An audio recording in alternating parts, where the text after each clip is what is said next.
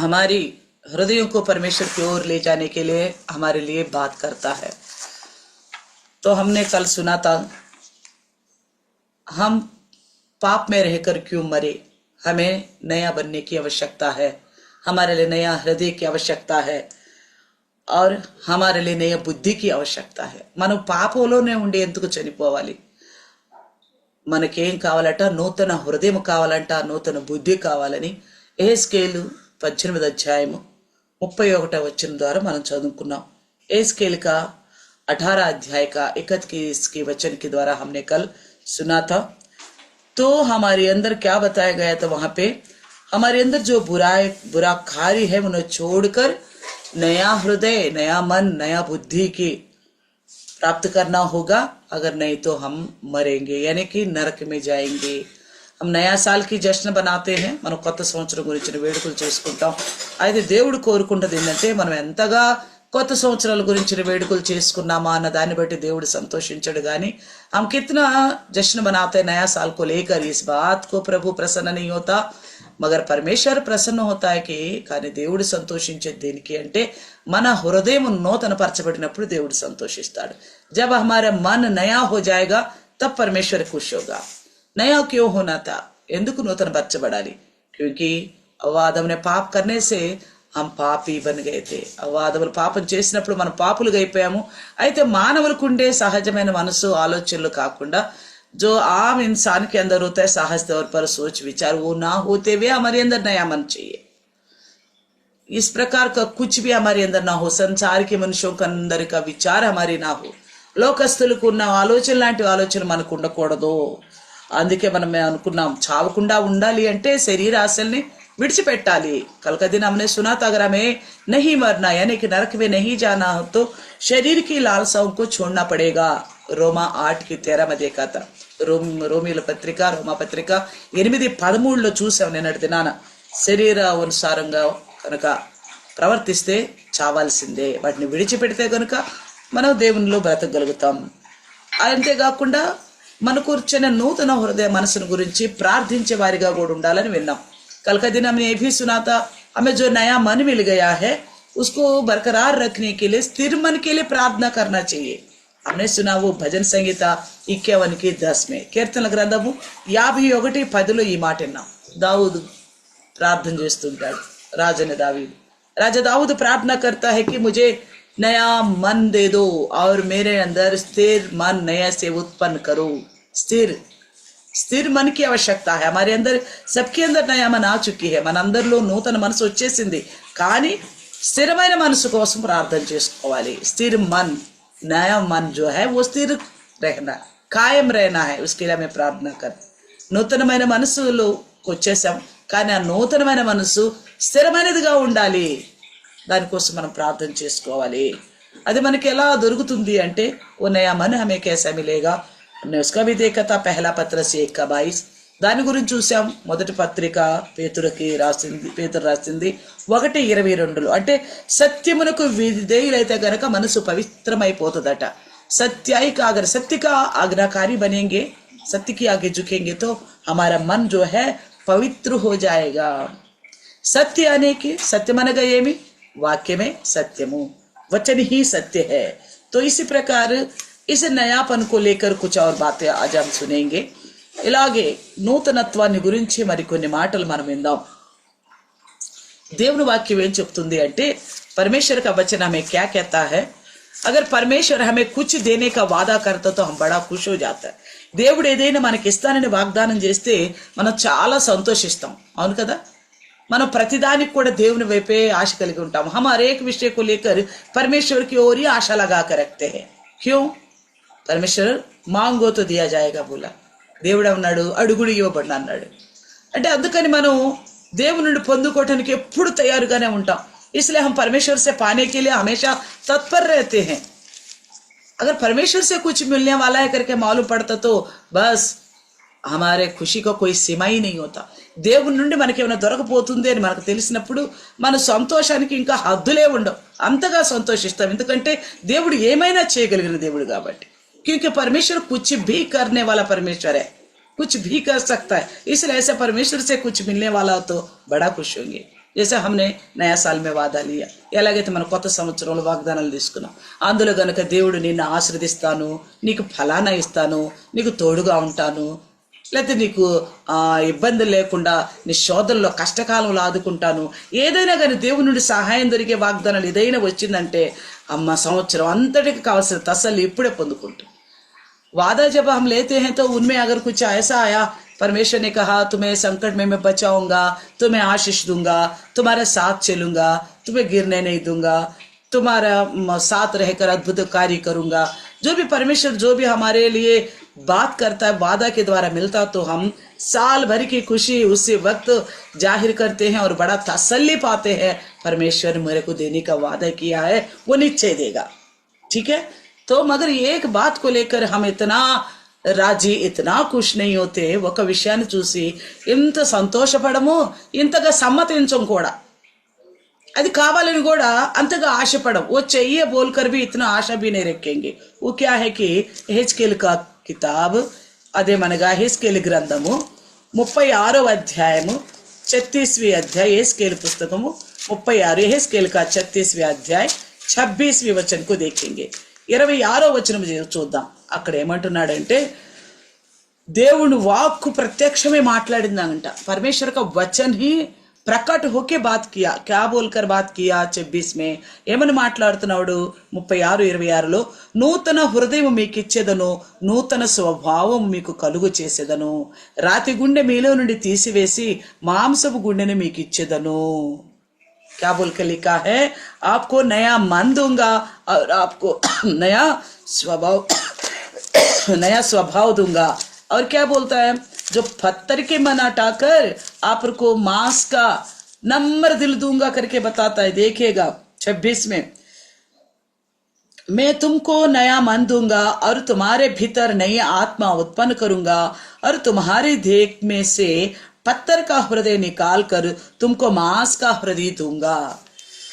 तो इसे लेकर कोई इतना संतुष्ट होता है जो परमेश्वर ने बाकी आशीर्वादों को लेके बात करने पर जो खुशी बनाते हैं, इतना ही खुशी इस वादा को देखकर करते. कोई ఏదైతే మిగిలిన ఆశీర్వాదాలు నేను అది ఇస్తాను అన్నప్పుడు వాటిని బట్టి ఎంత సంతోషిస్తున్నామో, మరి ఇది కూడా దేవుడు ఇస్తానన్నదే కదా.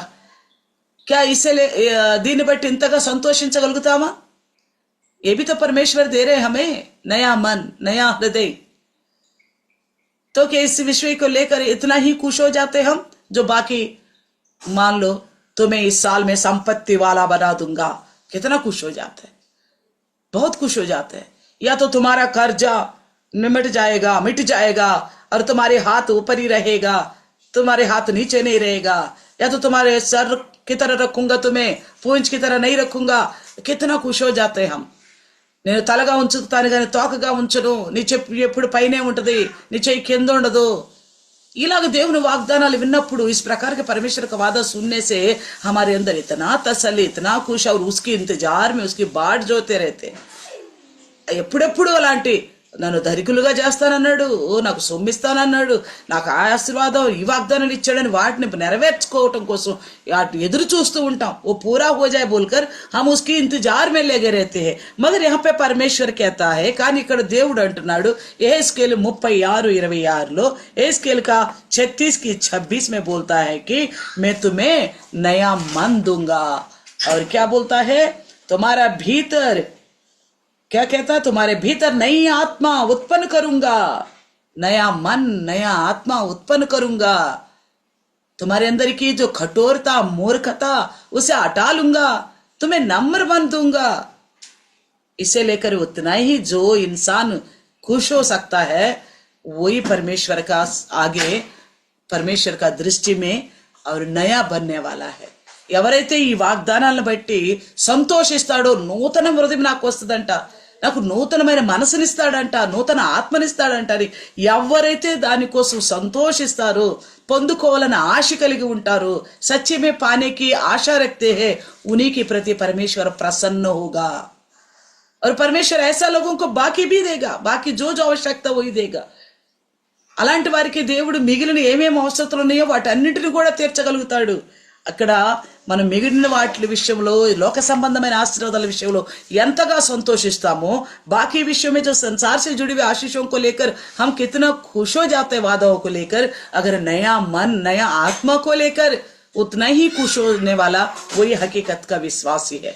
నిజమైన విశ్వాసులు ఎవరంటే నూతనమైన మనస్సు నూతనమైన ఆత్మ కావాలని కోరుకునేవాళ్ళు. అయితే దేవుడు ముందుగానే చెప్తున్నాడు నేను నీకు ఇస్తాను. लेकिन परमेश्वर पहले से कहता है मैं तुझे दूंगा. मगर क्या बोला है, इसके लिए क्या करना है? परमेश्वर ने बोला तुम्हारे अंदर का पत्थर का दिल को हटा दूंगा.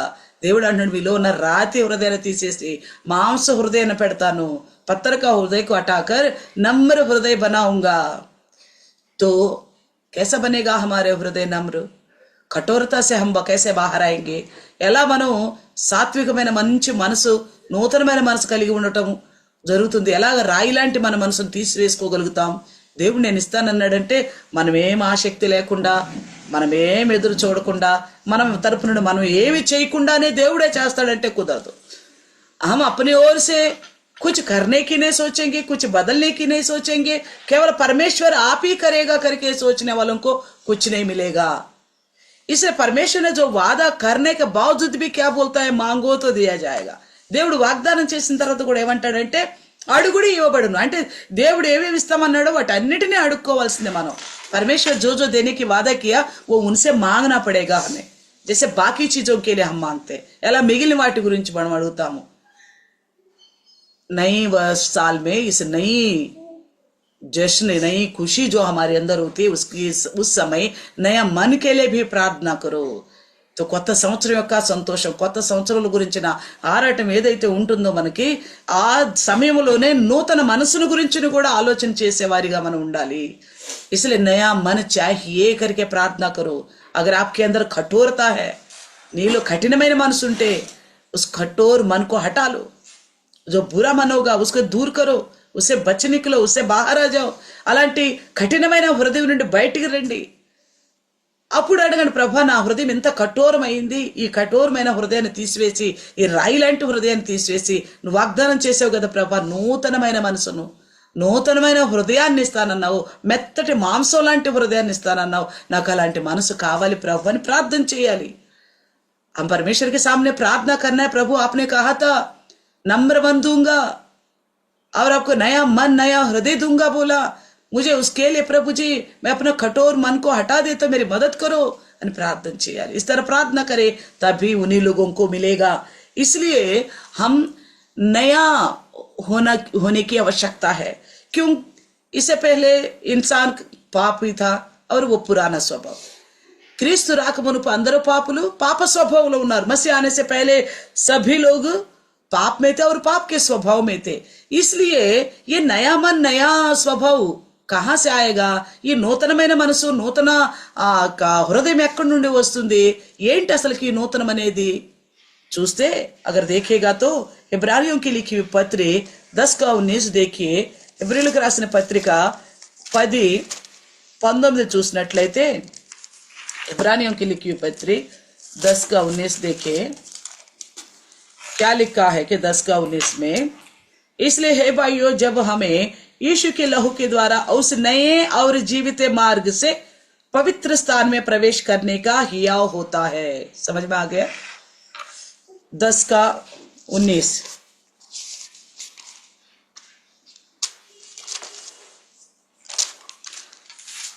సహోదరులారా యేసు మన కొరకు ప్రతిష్ఠించిన మార్గమున అనగా నూతనమైనదియు జీవము గలదియు ఆయన శరీరమును తెర ద్వారా ఏర్పరచబడిన మార్గమున ఏదంట యేసు మన కొరకు ప్రతిష్ఠించిన మార్గం ఇది ఎలాంటిది? నూతనమైనది జీవము కలిగినది. यीशु हमारे लिए पवित्र किया गया मार्ग है. वो कौन सा है? नया है और जीवन की ओर ले जाने वाला मार्ग है. पुराने मन रखने वाला पुराने स्वभाव से रहने वाला उस नया मार्ग में चल नहीं सकता. పాత తలంపులు పాత జీవితం కలిగిన వారు ఆ కొత్త మార్గం గుండా వెళ్ళలేరు.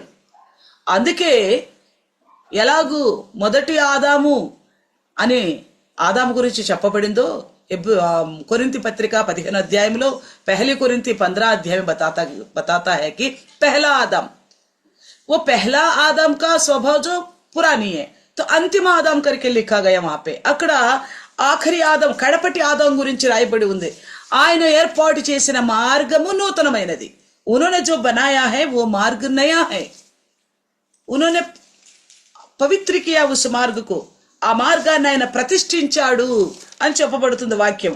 కాబట్టి అయితే ఈ ఎక్కడైతే మనం పాత స్వభావం కలిగిన ఆ ఆదాము యొక్క స్వభావాన్ని అనుసరించి ఇప్పుడు దాకా నడుచుకున్నామో, जैसे अभी तक पुराना स्वभाव से जुड़ा हुआ आदम का स्वभाव धारण करके अभी तक चला था, इसी प्रकार जो अंतिम आदम यानी कि यीशु मसीह, కడపటి ఆదాం అనగా యేసుక్రీస్తు ప్రభుల వారు, ఆ మార్గము గుండా ఆయన ఏర్పాటు చేసిన నూతన మార్గం గుండా వెళ్ళాలి. उनके द्वारा बनाया गया नया मार्ग से हमें चलना चाहिए. तो इसलिए कहता है, जैसा पहला कोरिंथी 15 का 49 देखेगा तो మొదటి కొరింథీయుల పత్రిక 15వ అధ్యాయము 49వ వచనం చూస్తే మనం గురించి ఇక్కడ చక్కగా మాట్లాడుతున్నాడు. ఇదేలా చాలా కష్టమే అని మనం అనుకుంటాం. हम सोचते हैं कि ये तो बहुत बड़ा मुश्किल है करके सोचेंगे, क्योंकि पुराना स्वभाव आदम का स्वभाव के अनुसार चलना तो सहज है, क्योंकि हमें दादों से जन्म से ये स्वभाव आता गए तो इसमें चलना सहज है करके सोचते हैं. ఎలాగూ ఆదాము మొదటి నుండి పాపం చేసినప్పుడు అతని నుండి అందరూ పుట్టాం కాబట్టి అందరికీ ఈ లక్షణం రావటం, అలా నడుచుకోవటం సహజమే. అయితే ఇక్కడ ఏమంటుంది దేవుని వాక్యం, यहाँ पे क्या कहता है परमेश्वर का वचन 15 का 49 में देखेगा तो पहला कोरिंथी మొదటి కొరింథీయులు పత్రిక 15:49 చూస్తే, जैसा हमने उसका रूप धारण किया जो मिट्टी का था, वैसा ही उस स्वर्गीय रूप भी धारण करेंगे. क्या लिखा गया है? ఏం చెప్తున్నాడు అంటే, మనము మంటి నుండి పుట్టిన వాని పోలికను ధరించుకొనిన ప్రకారము పరలోక సంబంధి పోలికయు ధరింతుము. అర్థమైందా? मिट्टी से जो जन्मा है ना, आदम को मिट्टी से बनाया गया, उसकी रूप, उसकी विचार, उसकी बुद्धि, उसकी स्वभाव हमने धारण किया. మనం ఆ యొక్క మట్టి నుండి తీయబడిన ఆదాము యొక్క స్వభావాన్ని ధరించాము, అలాగే జీవిస్తూ వచ్చాము. అయితే ఇప్పుడు ఏమంటున్నాడంటే, అవి क्या कहता है, वैसा ही जैसा आप चले थे ఆదం को स्वभाव को लेकर, ఎలా మీరు ఆదాము యొక్క స్వభావంతో నడిచారో అలాగే ఇప్పుడు కడపటి ఆదాము స్వభావం అనగా యేసుక్రీస్తు స్వభావంతో నడవాలి. उसी प्रकार अंतिम आदम के स्वभाव में आदम करके दोनों को क्यों नाम दिया गया? ఎందుకు ఆదాము అని ఇద్దరికి ఒకే పేరు చెప్పబడిందంటే, మొట్టమొదటి మానవుడు ఆదాము. ఆ ఆదాము పాపముతో ఉన్నవాడు. जो सबसे पहला मानव आदम, वो पाप का जुड़ा हुआ है. अभी जो अगर कोई संसार में पैदा हो तो सबकी सब उसी हिसाब से पैदा हुआ, पाप के हिसाब से. ఈ లోకలు ఇంకెవరన్నా పుట్టారు అంటే అందరూ కూడా అదే ఆదాము యొక్క పాప స్వభావంతోనే పుట్టుకుంటూ వచ్చారు. కాబట్టి ఇద్దరు మనుషులు ఈ లోకంలో. इसलिए संसार में दो ही पुरुष है. कौन? पहले पापी और दूसरा बिना पाप का. एक तो पापी है, दूसरा बिना पाप का. इसलिए दो ही पुरुष. మొదటివాడు పాపముతో ఉన్నవాడు, పాప సహితుడు. రెండోవాడు పాప రహితుడు, పాపము లేనివాడు. కాబట్టి వీళ్ళిద్దరిని మొదటి ఆదాము अंतिम आदम అని చెప్తున్నాడు. इसलिए दोनों को पहला आदम और अंतिम आदम करके बताता है. तो इसलिए कहता है, जैसा आदम का स्वभाव को तुमने धारण करके चला, उसी की बुद्धि, उसी की सोच, उसी के विचार, उसी की चाल चलन, उसी के बोल चाल, उसी के रवैया. ఆదాం లాంటి స్వభావం, మనసు, విచారాలు, తలంపులు, పనులు అన్ని కూడా ఆదాం లాంటివి. అయితే ఇప్పుడు ఏమంటున్నాడంటే, అలాగే అదే ప్రకారముగా, इसी प्रकार किसका रूप धारण करके मैं चलना चाहिए, वैसे ही स्वर्गीय रूप का भी धारण करेंगे. అలాగే పరలోకం యొక్క పరలోక సంబంధియగు పోలికను ధరింతుము. परलोक संबंधమైన పోలికను ధరింతుము. अबे हमें आवश्यकता है कि अगर कोई नई मार्ग है जो यीशु ने बनाया, उसी मार्ग जो यीशु ने प्रतिष्ठित किया, नया मार्ग है. हमारा मन को नया बनाते हुए जाना, మన మనసును నూతనం చేసుకొని నడవాలి. हमारे मन को नया बनाते जाना है. इसलिए बोलता है, रोमियों की लिखी पत्री 6:4 में देखेगा तो, रोमा पत्रिका 6:4 చూసినట్లయితే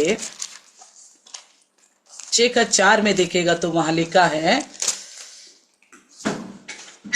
6:4 में अतः उस मृत्यु का बपतिस्मा पाने से हम उसके साथ गाड़े गए, ताकि जैसा मसीह पिता की महिमा के द्वारा मरे हुए में से जिलाया गया था, वैसा ही हम भी नई जीवन की सी चाल चले। कैसा चलना है हमें? नई जीवन की सी चाल। ఇక్కడ 6వ అధ్యాయం రోమపత్రిక 4వ వచనం చూస్తే నూతన జీవం పొందిన వారమై నడుచుకుందుము। कैसा चलना चाहिए हमें? नया जीवन, नई जीवन की चाल।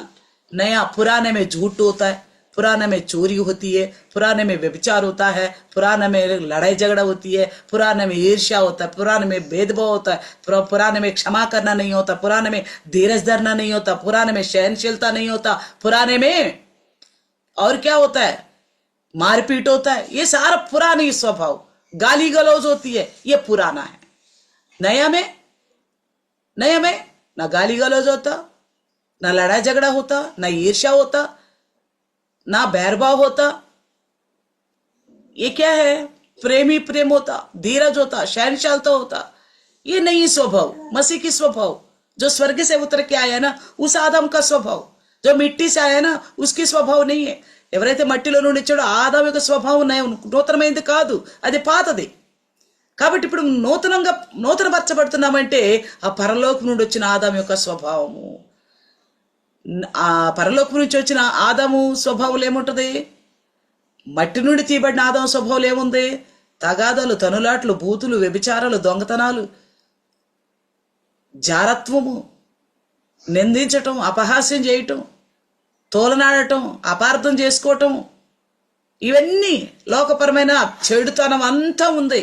కానీ ఈ నూతన మార్గం, యేసుక్రీస్తు అనుగ్రహించిన మార్గము, నూతన జీవము, నూతన జీవంలో ఏముంది? యేసుక్రీస్తులో ఉన్న స్వభావం ఉంది। క్షమించటం, ప్రేమించటం, ఓర్చుకోవటం, సహించటం, ఇవన్నీ కూడా నూతనమైన మార్గం। ఈ నూతన మార్గం వైపు మనం నడవాలి। అంతకు ముందున్న आदम యొక్క స్వభావం ఉందంటే మనలో రాతి గుండె ఉంది। उससे पहले का आदम का स्वभाव हमारे अंदर हो तो हमारे अंदर पत्थर का दिल है, उसे हटाकर मांस का दिल बना, मतलब मसीह की सी मन, मसीह की सी विचार, मसीह की सी प्रेम, ये नया। इसके लिए हमें प्रार्थना करना है।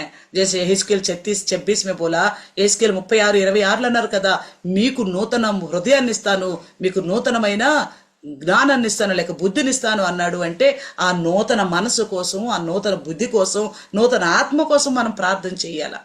ఎలాగ మిగిలిన ఆశీర్వాదాల కోసం ఏది లేదంటే అది అడుగుతాం కదా మనం।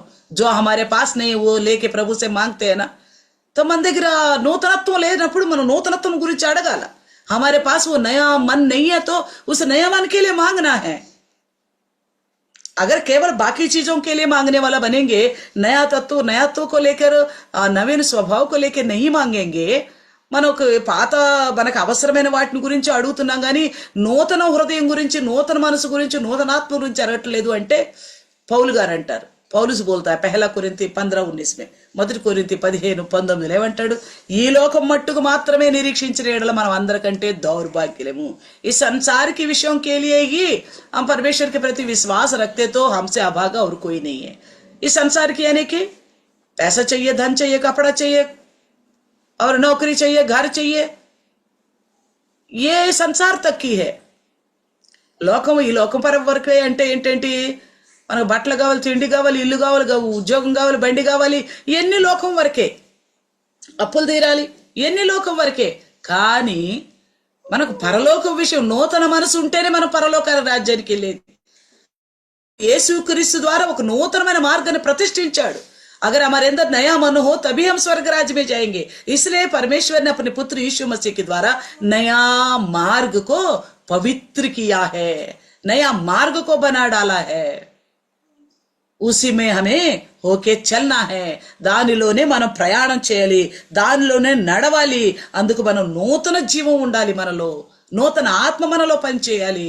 इसलिए हमारे अंदर नया जीवन होनी चाहिए, नया आत्मा हमारे अंदर काम करना चाहिए। इसलिए रोमियों की लिखी हुई इसी 12 अध्याय का दूसरे वचन में देखो क्या लिखा है। रोमा पत्रिका 12 अध्यायము 2వ వచనంలో ఏమంటున్నాడో చూడండి।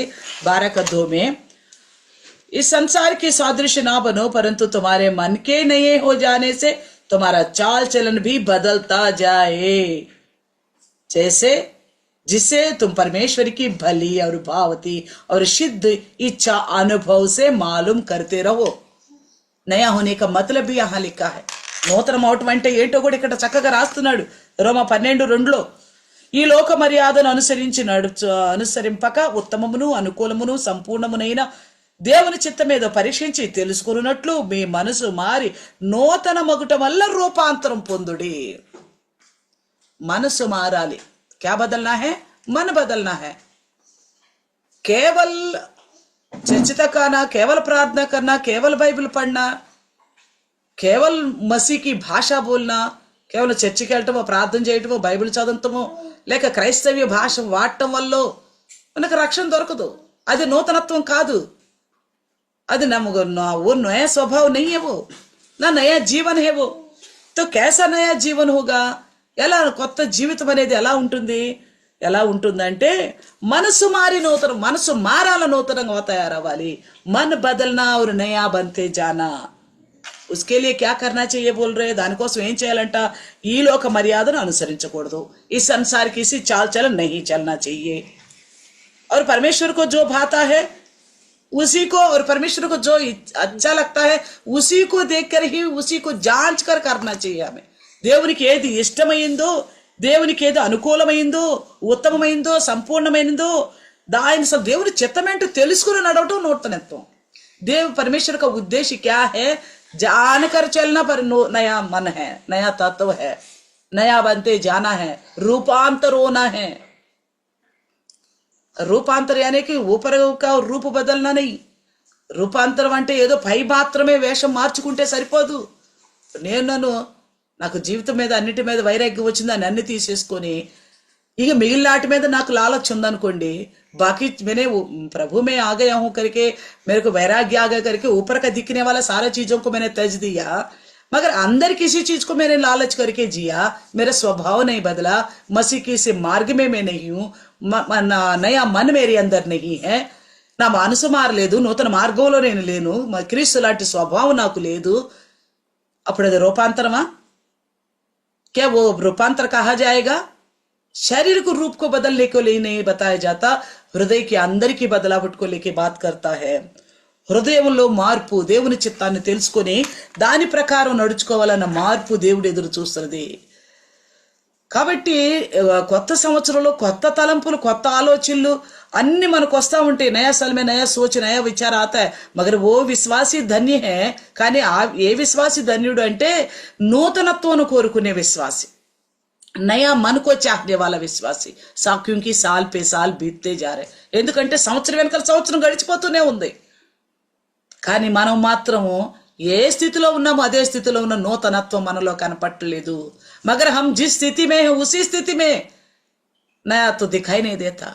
मान लीजिए पहले पूरी रात की प्रार्थना में बैठ नहीं पाते थे. మొదటి దినాల్లో పోయిన సంవత్సరం ఆన్లైన్ ప్రార్థనలో కూర్చోలేం, నిద్రపోయేవాళ్ళం, सो जाते थे. ఈ नया साल में क्या करा, फिर सोने लगा. మళ్ళీ కొత్త సంవత్సరంలో ఏం చేసాం? फिर మళ్ళీ పోయి నిద్రపోతున్నాం. పోయిన సంవత్సరం బైబిల్ పూర్తిగా చేయలేకపోయాము, చదవలేదు. पिछले साल बाइबल को नियम से नहीं पढ़ पाया. क्या इस साल शुरू करा? మరి ఈ సంవత్సరం మొదలేశారా? పూర్తిగా నిర్ణయం తీసుకున్నారా? పూర్ణరీత్యా నిర్ణయం लिया, ठीक है. पिछले साल खान पीन कपड़े को ज्यादा ध्यान दिया. పోయిన సంవత్సరం తిండి మీదే శ్రద్ధ, నిద్ర మీదే శ్రద్ధ, బట్టల మీదే శ్రద్ధ. ఈ సంవత్సరం क्या इस साल बदलने की कोशिश किया? क्योंकि प्रभु का राज्य खाना पीना नहीं है, దేవుని రాజ్యం భోజనం పానం కాదు. बदल गया क्या? कुछ तो बदला. पहले पुराना समय में, पुराना साल में 2025 में प्रार्थना किया तो किया, ये तो नाम के लिए किया, मन से लगन से घुटनों में आकर समय का ध्यान ना देते हुए प्रार्थना करना शुरू करा, या तो पिछले साल की जैसा ही है. హృదయంతో పూర్తి మనసుతో ప్రార్థించడం మొదలేసావా? ఏదో పేరుకు మాత్రమే ప్రార్థన చేస్తున్నావు, అదే స్థితిలో ఉన్నావా? पिछले साल अगर कोई कुछ बोलेगा तो बड़बड़ाते हो, इस साल बड़बड़ाना बंद कर दिया. పోయిన సంవత్సరం ఏదన్నా చిన్నది ఏదన్నా అంటే మనం గైగైలు వేసేవాళ్ళం, ఈ సంవత్సరం అన్నా దాన్ని కంట్రోల్ చేసుకున్నావా? ఇది యేసుక్రీస్తు प्रतिष्ठिंచిన नूतन मार्गम, यह है यीशु मसीह के द्वारा पवित्र किया गया नया मार्ग है. वो मार्ग कैसे बना बता रहा था 12 में. ఆ మార్గం ఎలా చేయబడిందని 12 అధ్యాయంలో చెప్తున్నాడు. క్రీస్తు శరీరం అనే తెర ద్వారా తయారు చేయబడిందంట. मसीह का देह की उस पर्दे के द्वारा बना है ये मार्ग. देह में मार्ग बना. యేసుక్రీస్తు శరీరములో మార్గము. ఎంత భయంకరమైన మార్గం.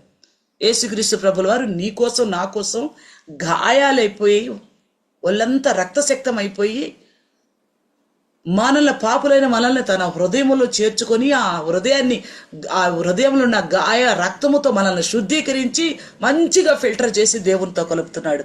ఇది తెర ద్వారా ఏర్పాటు చేసిన మార్గం. यह है यीशु मसीह की उस देह की पर्दे के द्वारा बनाए गए मार्ग. क्या है? हम पापियों को अपने छाती में लगाए यीशु मसीह अपने उन घावों के द्वारा जो लहू बहा उसे हमें पूरी तरह धो डाला और हमें रिफ्रेश करके परमेश्वर के हाथ में सौंप रहे. ये है नया मार्ग, परमेश्वर के द्वारा बनाया गया और प्रतिष्ठित किया गया, पवित्र किया गया मार्ग. ఇది యేసుక్రీస్తు ప్రభుల ద్వారా తయారు చేయబడిన మార్గము. ఇది సాధారణమైన మార్గం కాదు. ये साधारण मार्ग नहीं है. तो इसलिए उस नया मार्ग में जाने वाला उस नया मन के लिए, नया आत्मा के लिए प्रार्थना करने की आवश्यकता है. అందుకే కొత్త మార్గంలో నడవాలని అవలంబించాలని ఇష్టపడుతున్న వారు, ఆ మార్గం గుండా వెళ్ళాలనుకున్నవారు ఖచ్చితంగా నాకు నూతనమైన మనసు, నూతనమైన బుద్ధి, నూతనమైన ఆత్మ కావాలి ప్రభు అని ప్రార్థన చేయాలి. इसलिए उस नया रास्ते में जाने वाला इस प्रार्थना करना चाहिए, मुझे नया मन चाहिए, नया बुद्धि चाहिए, नया स्वभाव चाहिए. पुराना स्वभाव मैं छोड़ देता हूं. प्रभु से वादा करना और प्रार्थना करना चाहिए. पौलुस क्या बोलता है? पौल गाరు ఏమంటున్నాడు? నేను దినదినము నూతన పరచబడుతున్నాను అంటాడు. पौलुस क्या कहता है? मैं हर दिन पे दिन नया होते जा रहा हूं. हम कम से कम साल पे एक बार तो नया होने की कोशिश करें. సంవత్సరం మొదటి రోజుల్లోనన్నా కొత్తదనంగా అవ్వాలని కోరుకోండి. అలా కోరుకుంటే అందులో స్థిరత్వం కూడా కావాలని నువ్వు కోరుకుంటే నువ్వు ప్రతిదినం కొత్తగా ఉండడానికి ప్రయాసపడతావు. पौलुस क्या कहता है? मैं दिन पे दिन नया होते जा रहा हूं. दिन पे दिन नया होने की बात करता तो हम कम से कम नया साल की शुरुआत में तो नया होने की बात करें. अगर उसके साथ साथ उस नया मन में स्थिर रहने की भी प्रार्थना करे. कल का दिन हमने सुना था, शुरू में भी मैंने टिप्पणी में बताया. నిన్నటి దినాన్ని విన్నాము, మొదట్లో కూడా నేను కొంచెంగా మీకు చెప్పాను. ఆ స్థిరమైన మనసు కోసం దావీదులాగా ప్రార్థన చేయండి. उस स्थिर मन के लिए दाऊद की तरह प्रार्थना करो. मगर वो मिलता कहां से? అది ఎక్కడి నుండి మనకు దొరుకుతుంది? కేవలం ప్రార్థించేందువల్ల కాదు, కేవలం ప్రార్థన करने से नहीं, सत्य यानी कि वचन की आगे झुकने की वजह से. సత్యానికి విధేయులైన అనగా వాక్యానికి లోబడినప్పుడు మనసు పరిశుద్ధమవుతుంది, మన పవిత్ర हो जाएगा. तो पौलुस बोलता है ना, दूसरा కొరింథీ 4:16 में, 2 కొరింథీ 4:16 ఏమంటాడు? నా అంతరంగ పురుషుడు కృషించిపోతున్నా గాని, నా బాహ్య పురుషుడు కృషించిపోతున్నా అంతరంగ పురుషుడు దినదినము నూతన పరచబడుతున్నాడు. मेरा बाह्य पुरुष खत्म होते जा रहे मगर अंदरूनी पुरुष दिन पे दिन नया होते जा रहे. देखो यानी कि पौलुस हर दिन अपने आप को जांच रहे, नया मार्ग में, जीवित मार्ग में, नया हृदय से, नया आत्मा से, नया बुद्धि से चलने के लिए हर दिन सोच में, हर दिन परख रहे अपने आप को. పౌలు గారు ఏం చేస్తున్నాడు? ఆ నూతనమైన మార్గం గుండా వెళ్ళటానికి నూతనమైన మనసు కావాలని, నూతన ఆత్మ కావాలని, నూతనమైన బుద్ధి కావాలని ప్రతిరోజు ఆలోచన కలిగి ఉన్నాడు. ప్రతిరోజు పరీక్షించుకుంటూ ఉన్నాడు. 4:16 చూస్తే ఏమంటున్నాడు? 4:16 में देखेगा तो, दूसरा కొరింథీ 4:16 में देखेगा तो लिखा है, 2 కొరింథీ 4:16 కావున మేము అధైర్యపడము, మా బాహ్య పురుషుడు కృషించుచున్నాను, అంతర్య పురుషుడు దిన దినము నూతన పరచబడుతున్నాడు. इसलिए हम क्या बोलता देखिए, 2 కొరింథీ 4:16 में, इसलिए हम हियाव नहीं छोड़ते, यद्यपि हमारा बाहरी मनुष्यत्व नष्ट होता जाता है तो भी हमारे भीतरी मनुष्यत्व दिन प्रतिदिन नया होता जाता है. हर दिन जो इंसान अपने आप को इस तरह नया मन के विषय में चौकस रहेगा, ఏ విశ్వాస అయితే ప్రతిరోజు కూడా తన నూతన మనసును స్థిరంగా ఉంచాలని ప్రయాసపడతాడో పౌలు గారు లాంటి సాక్ష్యం ఇవ్వగలుగుతారు. पौलुस की तरह वो इंसान गवाही दे सकता है. क्या कर सकता है, पौलुस की तरह गवाही दे सकता है। इसलिए तो बोला 2 కొరింథీ 5:17 పౌలుస్ क्या कहता है, 2 కొరింథీయులు 5:17 పౌలు గారు అంటాడు, ఎవరైనా యేసుక్రీస్తు నందు ఉన్నారో వాడు నూతన సృష్టి, यदि कोई मसीह यीशु में तो वह नई सृष्टि है। यानी कि हमारे अंदर पुराना खत्म, सब बातें नहीं, మనలో పాపమంతా పోయింది, పాతది అనబడే పాపమంతా పోయింది, ఇప్పుడు నూతనమైన పరిశుద్ధత అనేది మనలో నివసిస్తా ఉంది। కాబట్టి నూతన సృష్టి క్రీస్తులో ఉన్నాము అంటే ఇక్కడ ఎఫెసీ 2:5 ఏమంటున్నాడు చూడండి। एफएसी का 2:5 में क्या कहते देखिए।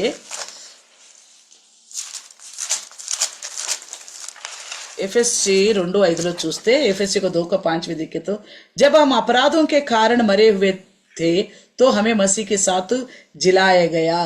और मसीह यीशु मसीह की ये तेलुगु में देखते कैसा लिखा है, एफएसी का 2:5।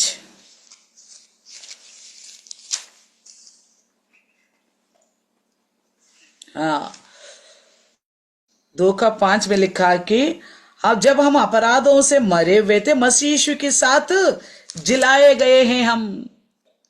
यानी कि यही नयापन, ఇదే నూతనత్వము। हम మరే हुए थे अपराधों के द्वारा, మనం చచ్చిన వారుగా ఉన్నాం పాపాల విషయంలో, అయితే క్రీస్తు ద్వారా బ్రతికించబడ్డామే, ఇది నూతనమైన సృష్టి। मसीह के द्वारा जिलाए गए ना हम, ये नई सृष्टि है, नया मनुष्य।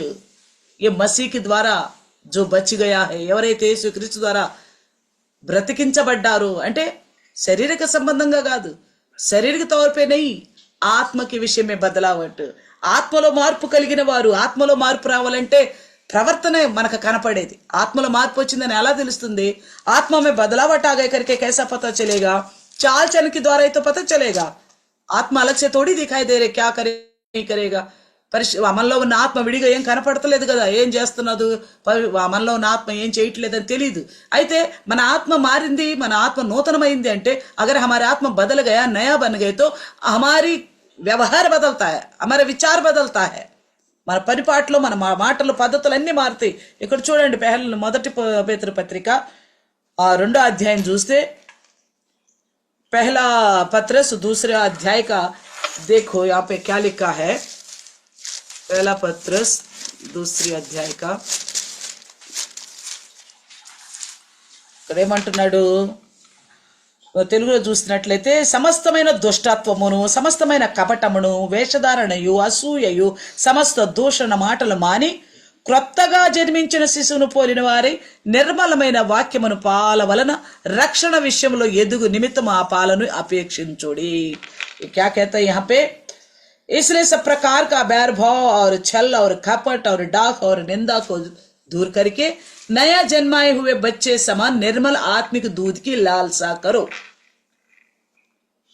क्या करना है हमें, नया जन्माए शिशु जैसा दूध की लालसा करता है, కొత్తగా జన్మించిన బిడ్డ ఎలాగో పాల గురించిన ఆసక్తి అపేక్ష కలిగి ఉంటాడో, అది తప్పితే ఇంకోటి ఏం అక్కడలేదు తనకి।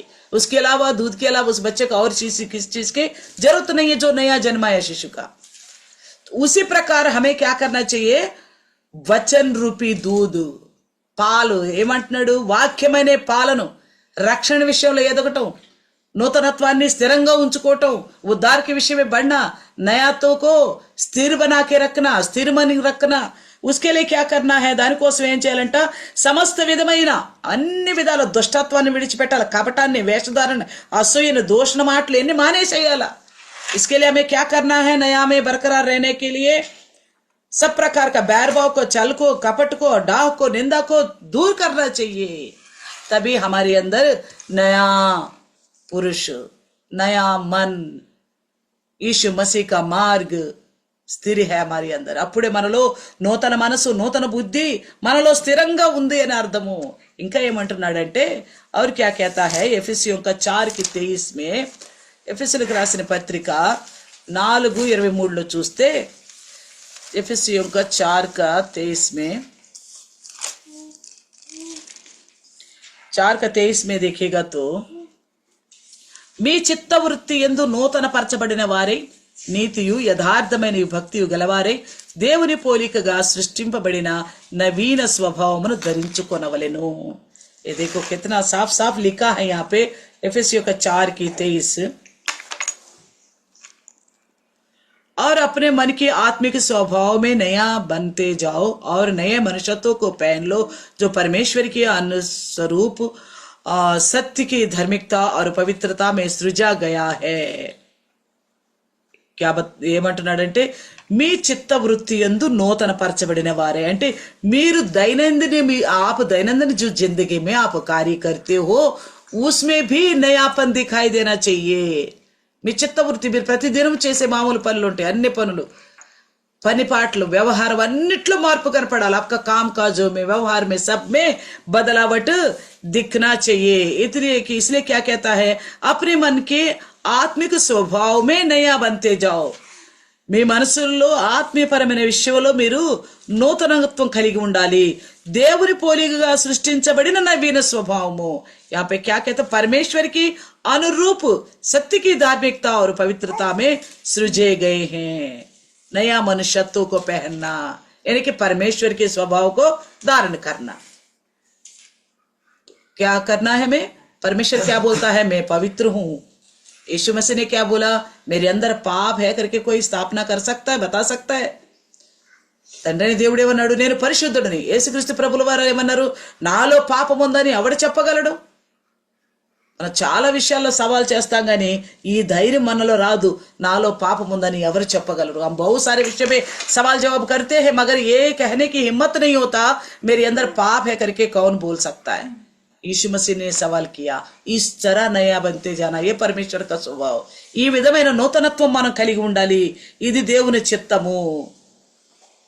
అందుకే కొలసీలకు రాసిన పత్రిక 3:10 కూడా ఇదే మాట్లాడుతున్నాడు।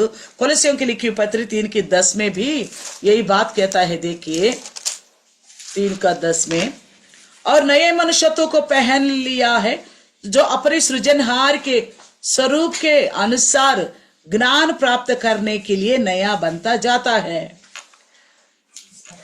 కొలసిयों का 3:10 ఏమంటున్నాడంటే, ఏలయనగా ప్రాచీన స్వభావమును దాని క్రియలతో కూడా మీరు పరిత్యజించి, అంటే ఆ పాత స్వభావాన్ని విడిచిపెట్టి జ్ఞానము కలుగు నిమిత్తము దానిని సృష్టించిన వానిని పోలిక చొప్పున నూతన పరచుచున్న నవీన స్వభావమని ధరించుకుందము। జ్ఞానము కలుగు నిమిత్తము మనకి మంచి బుద్ధి కావాలంటే పైనున్నాయి చాలా మనం వదిలేయాల్సిన రాయబడి ఉంది। ऊपर बताया गया हमने क्या क्या छोड़ देना चाहिए। 5 वचन से लिखा है, 5వ వచనం నుంచి రాయబడి ఉంది हमारे अंदर क्या क्या चीजों का छोड़ देने की आवश्यकता है। మనం వేటిని విడిచిపెట్టాలో ఇక్కడ రాయబడి ఉంది। ధనాపేక్షను సంపే यहाँ पे लिखा है 5 में,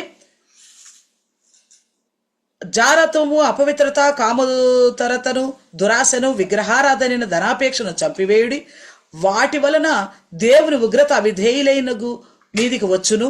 పూర్వం వారి మధ్య జీవించినప్పుడు మీరును వీటిని అనుసరించి నడుచుకుంటురి, ఇప్పుడైతే మీరు కోపము ఆగ్రహము దుష్టత్వము దూషణ నోట బూతులను అని వీటన్నిటిని విసర్జించుడి, ఒకరితో ఒకడు అబద్ధం ఆడకుడి, ఎలయనగా ప్రాచీన స్వభావమును దాని క్రియలతో కూడా మీరు ప్రత్యదించి జ్ఞానము కలుగు నిమిత్తము దానిని సృజించిన వాళ్ళకి చొప్పున నూతన పరచబడుచున్న నవీన స్వభావము। यहाँ पे देखो बड़ी साफ साफ लिखा, 3रा अध्याय 5 से लेकर बोलता है, इसलिए अपने उन अंगों को मार डालो जो पृथ्वी पर का है, अर्थात व्यभिचार अशुद्धता दुष्कामनाएं बुरी लालसाएं और लोभ को जो मूर्ति पूजा की बराबर है। मूर्ति पूजा करने की जरूरत नहीं है, विग्रहाराधन చేయలేసిన అవసరం లేదు। धनापेक्षे विग्रहाराधना, धन का मोह वो मूर्ति पूजा का बराबर है। इनके कारण परमेश्वर का प्रकोप आज्ञा ना मानने वालों पर पड़ा है। ఎవరైతే ఆజ్ఞకు లోపడలేదో వాళ్ళ మీదకి దేవుని కోపం వచ్చిందంట। और तुम भी जब इन बुराइयों में जीवन बिताते थे तो इन्हीं के अनुसार चलते थे, यानी कि पहले हम ऐसे ही थे मसीह के पास आने से पहले। पर अब కానీ ఇప్పుడు तुम भी इन सबको अर्थात क्रोध रोष भेदभाव निंदा और मुंह से गालियां बकना ये सब बातें छोड़ दो और एक दूसरे से झूठ बोलना छोड़ दो। ये सबसे बड़ा वीकनेस है हम విశ్వాసిयों का। విశ్వాసంలో ఉన్న చాలా పెద్ద బలహీనత ఏంటంటే అసలు కారణం లేకుండా చిన్న విషయానికి కూడా అబద్ధపడేస్తాం। ఆడుతుంది అబద్ధమైనప్పుడు పక్కనుండే వాళ్ళు కానీ ఇంటోళ్ళు కానీ నువ్వు ఆడుతుంది అబద్ధం అని చెప్పలేని స్థితిలో ఉన్నారు। अगर झूठ बोल रहे कोई, घर का सदस्य हो, हमारे सर्कल में कोई है, वो झूठे करके पता है, फिर भी तुम झूठ बोल रहे करके बोल ही नहीं पा रहे। जितनी लोग झूठ को झूठे करके नहीं बताएंगे, वो सब भी उनकी झूठ में भागीदार है। ఎంతమంది అయితే అబద్ధాన్ని చెప్పకుండా సైలెంట్ గా నవ్వి వదిలేస్తున్నారో వాళ్ళందరూ కూడా అబద్ధికుల్లో పాలివారే। ఎందుకంటే రోమపత్రికలో ఈ మాట చక్కగా చెప్తాడు మొదటి అధ్యాయంలో, क्योंकि रोमियो की पत्री पहले अध्याय आखिर में बोलता है कि तुम भी उसके पाप में भागीदार हो, నువ్వు కూడా అట్టి వాటిల్లో పాలిభాగస్తుడివే। చివర్లో ఏమంటున్నాడు తెలుసా? रोमपत्रिका 1:32, रोमियो का 1:32 में, वे तो परमेश्वर की ये यह विधि जानते हैं कि ऐसे ऐसे काम करने वाला मृत्यु के दंड योग्य होंगे। वो कौन सा काम है ऊपर लिखा गया है, ఏమేం పనులను పైన రాయబడి ఉంది। तो भी न केवल आप ही ऐसा काम करते हैं, वरन करने वालों से प्रसन्न भी होते हैं। ఎవరంట దానికి శిక్షకు పాత్రులు? వాళ్ళు స్వయంగా అయితే చేయరు గాని, ఎవరైతే అలా అబద్ధం ఆడుతున్నా గానీ అది అబద్ధమని తెలిసి ఖండించకుండా ఆ అబద్ధాన్ని కొనసాగించే విధంగా నవ్వేసి ఊరుకుంటున్నారో వాళ్ళు కూడా వారి పాపంలో పాలిభాగస్తులే। చూడండి, ఇట్టి కార్యంలో అభ్యసించు వారు, రోమపత్రిక 1:32, మరణమునకు తగిన వారు తమ దేవుని న్యాయ విధిని వారు బాగుగా ఎరిగియుండియు వాటిని చేయుచున్నారు। ఇది మాత్రమే గాక వాటిని అభ్యసించు వారితో సంతోషంగా సమ్మతిస్తున్నారు। వీరు కూడా పాపంలో పాలిభాగస్తులే। అబద్ధం అనేది చాలా సులువైపోయింది। झूठ बहुत आसान हो गया।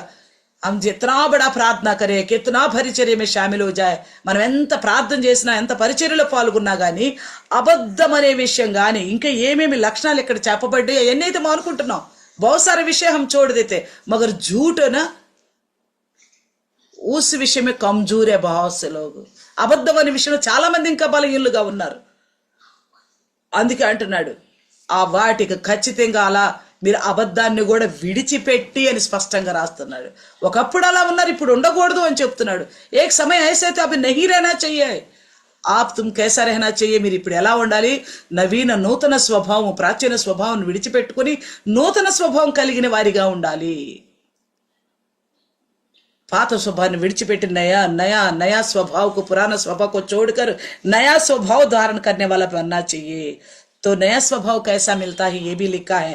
एक तो वचन की आज्ञाकारी होने से हमने सुना, ఒకటైతే వాక్యానికి లోబడితే మనకి నూతన స్వభావం దొరుకుతుంది। అలాగే రెండో విషయం చూస్తే तीतुకు రాసిన పత్రిక, इसी प्रकार दूसरा विषय देखिएगा तो तीतुस की लिखी हुई पत्री 3 अध्याय का 5वां वचन देखिएगा। तीतुस की लिखी पत्री 3 अध्याय का 5वें वचन 3:5 में क्या लिखा है? మనం నీతిని అనుసరించి చేసిన క్రియ మూలంగా కాక తన కనికరము చొప్పున పునఃసంబంధమైన స్నానం ద్వారా పరిశుద్ధాత్మ మనకు నూతన స్వభావము కలుగు చేయుట ద్వారాను మనం రక్షించెను। नया स्वभाव कैसा मिलता है हमको? यहाँ पे बड़ा साफ साफ लिखा है 3:5 तीतुस के, क्या लिखा है? तो उसने हमारा उद्धार किया और यह धर्म के कामों के कारण नहीं जो हमने आप किए हैं, पर अपनी दया के अनुसार नया जन्म के स्नान और पवित्र आत्मा हमें जो नया बनाने के द्वारा हुआ। कौन हमें नया बनाता है? पवित्र आत्मा हमें नया बनाता है। ఎవరు మనను పరిశుద్ధులు చేసేది? పరిశుద్ధాత్మను పరిశుద్ధ చేస్తాడు। అయితే పరిశుద్ధాత్ముడు ఎలా వస్తాడు? तो पवित्र आत्मा कैसा आएगा हमारे पास, हमारे भीतर कैसा रहेगा? పరిశుద్ధాత్ముడు ఎలా మనలోకి వచ్చి మనలో నివసిస్తాడు? पवित्र आत्मा परमेश्वर कैसा हमारे अंदर वास करेगा? प्रेरितों के काम हमें पता है, मगर लिंक जुड़ा हुआ, इसलिए मैं इस वचन को बता रही। వాక్యం మనకు తెలుసు, ఆయన గారు దీంతో పాటు జత చేయబడాల్సిన వాక్యం కాబట్టి మీకు చూపిస్తున్నాను। అపోస్తల కార్యం 5:32, प्रेरितों का काम 5:32 क्या लिखा है? हम इन बातों के गवाह है और वैसे ही पवित्र आत्मा भी है।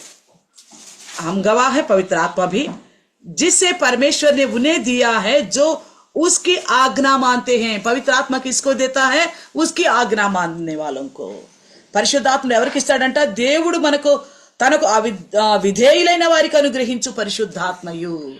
వాక్యానికి విధేయులైతే పరిశుద్ధాత్మ, ఆ పరిశుద్ధాత్ముడు మనకు నూతన మనసునిస్తాడు। अगर वचन की आज्ञाकारी बनेंगे, वचन बोलो झूठ मत बोलो, वचन बोलो डा मत करो, लड़ाई मत करो, झगड़ा मत करो, ईर्ष्या मत रखो, बहुत सारी बातें सावधान करने वाली बातें ఎన్నో మనల్ని జాగ్రత్త చేసే విషయాలు చాలా ఉన్నాయి. అవన్నీ చెప్తుంది వాక్యం. ఆ వాక్యానికి విధేయులైతే పరిశుద్ధాత్మను పొందుకుంటాం. పరిశుద్ధాత్మను పొందుకుంటే మనల్ని నూతనంగా చేస్తాడు. हम वचन का आज्ञाकारी बनेगा तो पवित्र आत्मा हमारे ऊपर आएगा, पवित्र आत्मा आएगा तो हमें नया बनाएगा. इसलिए हमें पवित्र आत्मा की आवश्यकता है.